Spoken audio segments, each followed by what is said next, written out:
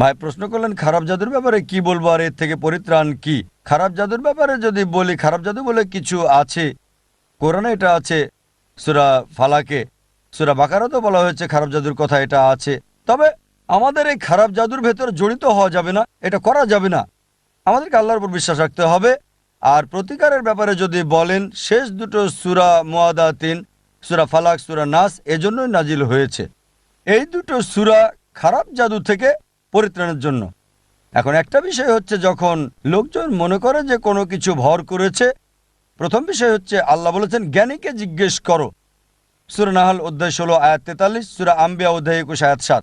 ডাক্তারের কাছে যান, ডাক্তার যদি চিকিৎসার কথা না বলে, রোগের চিকিৎসা না করে, মনোরোগ বিশেষজ্ঞের কাছে যান।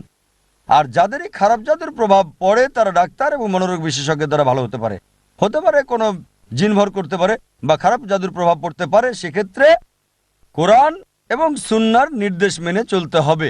তার কাছে যেতে পারেন যে এই ক্ষেত্রে অভিজ্ঞ।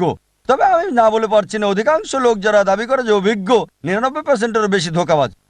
আমার মতে 99%-এরও বেশি হবে, এটা আমার পর্যবেক্ষণ। 99%-এরও বেশি যারা বলে খারাপ জাদু দূর করতে পারে তারা প্রতারক। যখনই দেখবেন আপনার কাছে টাকা চাচ্ছে, তার মানে প্রতারণার ফাঁদ তৈরি করছে। এটা করো, ওটা করো, আমাকে কিছু টাকা দাও, 1000 টাকা দাও, 2000 টাকা দাও, এর মধ্য দিয়ে হাতিয়ে নেওয়ার চেষ্টা। আর কিছু লোক আছে যারা এই ক্ষেত্রে অভিজ্ঞ। এমন দুজনকে আমি চিনি সৌদি আরবে, মাশাআল্লাহ, তারা খুবই জ্ঞানী। অন্য আর কারো কথা আমি জানি না। তাই যদি সে জ্ঞানী হয় তাহলে দেখতে হবে কোরআন সুন্নাহ থেকে চিকিৎসা করছে কিনা। যদি করে তাহলে ভালো, যদি বিশেষজ্ঞের কাছে যান, এক্ষেত্রে অভিজ্ঞদের কাছে যাবেন। আশা করি উত্তরটা পেয়েছেন।